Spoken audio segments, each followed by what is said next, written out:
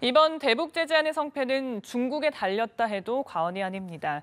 실제로 해당 제재의 대부분은 중국과 연관돼 있어 중국의 적극적인 동참 여부가 중요할 수밖에 없는데요. 이런 가운데 북한이 중국의 대북 제재안 거부권을 행사하지 않은 데 대해서 서운함을 드러내 북중 갈등이 본격화할 거란 분석도 나옵니다.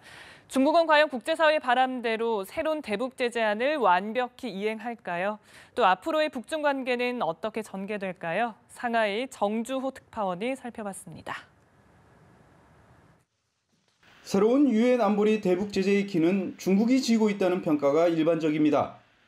북한의 대무역 국가별 의존도 가운데 중국은 지난해 92.5%로 3년 연속 90%를 넘는 비중을 차지하고 있습니다.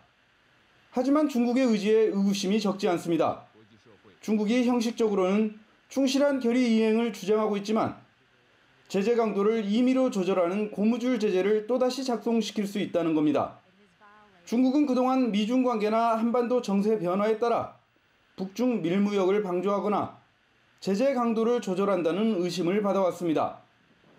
여기에 중국은 3년 전부터 북한에 제공하는 석유 공급량 수치를 공개하지 않고 있습니다. 따라서 중국이 이번 유류 공급 축소 제재를 제대로 이행하고 있는지 검증이 어렵다는 점이 지적됩니다. 북한의 핵실험보다 사드 배치 문제를 강조하는 중국의 언사도 꺼림칙합니다. 사드 배치 문제와 미국의 대중 압박 여하에 따라 중국이 제재 이행을 흐지부지할 가능성이 없지 않다는 지적이 그래서 나옵니다. 당장은 중국도 의지를 보이고 있습니다. 중국 중앙은행은 결의 채택에 앞서 제재 명단에 오른 개인과 기업을 각 금융기관 정보망에 올려 계좌 개설이나 자금이체 같은 금융거래를 하지 못하도록 지시했습니다. 불성실한 이행이 확인되면 중국도 미국의 세컨더리 보이콧 조치와 무역전쟁 상황으로 치달을 수 있다는 점 때문에 마냥 느슨하게 나올 수는 없을 것으로 보입니다. 상하이에서 연합뉴스 정주호입니다.